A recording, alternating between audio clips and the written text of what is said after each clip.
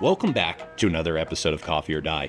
In this episode, we're going to be taking a look at specialty coffee, specifically what it is and why it is so unique.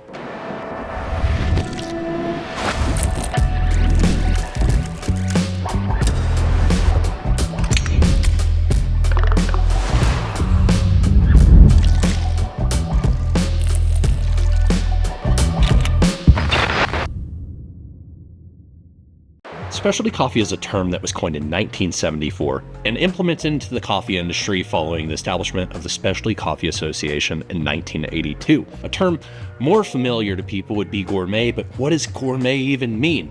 Well, in this household, we're scientists and we like to create what are called operational definitions for terms like that. So, specialty coffee, by definition, is coffee that, while green, has no primary defects, no more than 5 secondary defects, has to be properly sized and dried. Now, when we start getting into the roasted evaluation, that coffee can have 0 Quakers by SCA standards, or Specialty Coffee Association standards. Although, the Coffee Quality Institute for specialty coffee allows up to 3 Quakers. Now, when we get into cupping, that coffee has to have distinctive attributes, and it also has to achieve a cupping score of 80 or above. Now let's get a little more relatable. What the fuck does all of this mean? Well, I'm so glad you asked, because in this episode what we're going to do is walk through each phase of the evaluation process and find out why the title of specialty coffee is so hard to achieve. So let's start with, who can grade coffee? Well, the coffee industry has its own version of sommeliers who are experts at evaluating and tasting coffees. They undergo intensive sensory skills evaluations at something called the Q course, and after successfully completing all exams, become licensed by the Coffee Quality Institute. Now, there is a lot that goes into how to become a Q grader, so I'm going to do a whole episode devoted to telling you just how to do that. Now, as someone who is a Q Arabica grader, I want to help anyone who is thinking about becoming one. Because I'm not going to lie, it's the hardest course in the coffee industry, and earning your Q will not be easy.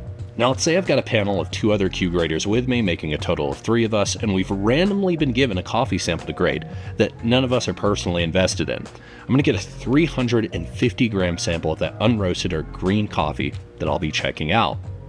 So this is what green coffee looks like, and what I first need to do is note the color, the size, the moisture levels, any potentially negative aromas, and then I can get into scrutinizing each bean.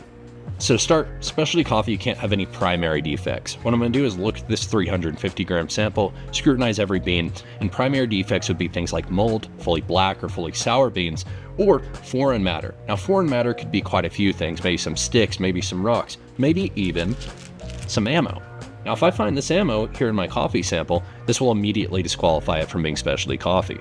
Next, specialty coffee can't have any more than 5 full Category 2 defects, which are things like immature beans, shells, parchment, or slight insect damage. Now, slight insect damage is very, very common. You're going to see this on your coffee, and there are these cute little holes at the bottom of your coffee beans.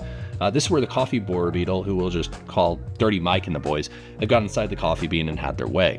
All right, so of course, coffee is an agricultural product, so defects are going to be found, but these standards are what separates specialty coffee from commercial coffee. Moving on, we need to roast our sample to a target time and color and evaluate 100 grams of it for Quakers. That's right, we're making sure none of those oatmeal pilgrims are in our coffee sample, but we also want to make sure that there are no unripe or underdeveloped beans in our roasted sample that have the signature paleness to them. This is a sign that there is something wrong with the coffee, specifically that there weren't enough sugars present during the caramelization process of roasting. These make coffee taste underdeveloped, dry, and chalky, and by specialty standards, there can be none present in our sample. However, as I mentioned before, the Coffee Quality Institute allows up to 3 in our roasted sample for it to remain specialty grade. Finally, if the coffee passes green and roasted standards, we move on to the cupping portion of our evaluation. Now, this is where things get a little wild. We're going to use this form here with all these boxes and scales and numbers to evaluate the coffee's distinct characteristics. Now, before we get into the cupping portion, I want you to do me a favor. Go ahead and like and subscribe to Coffee or Die. This will make sure that you don't miss out on any future episodes and that you can stay in the loop in order to make your coffee the best that it could possibly be. Now, we're going to have a whole episode on how to do a coffee cupping, but this is where graders actually rate what we're smelling and tasting and come up with scores that you see on things like the exclusive coffee subscription. Coffee has to be evaluated in a few different phases, but what we're trying to identify here is characteristics and our preferences to those characteristics. This is also another quality control measure, because during this part, we're also smelling and tasting for things like mold, phenol, or over-fermentation, which can not only taste like shit, but also be potentially dangerous.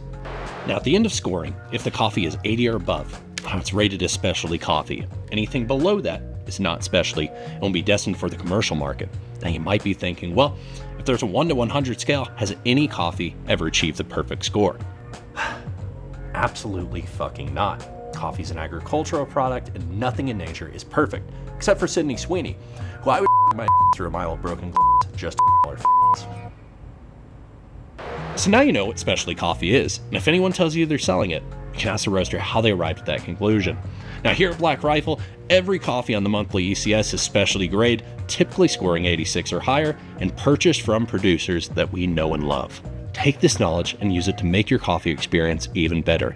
Know who you're buying from, and most importantly, what you're buying. Also, share this with Sydney Sweeney so that she knows that I exist. I'll catch you all in the next episode of Coffee or Die. So now you know what's... Fuck. Let me get that flip right. Fuck. Damn. So now you know... Oh, God. Gotta get a cool flip. So now you know what specialty coffee is. Damn, one more. Damn, that was a good one. So now you know what's... Ah!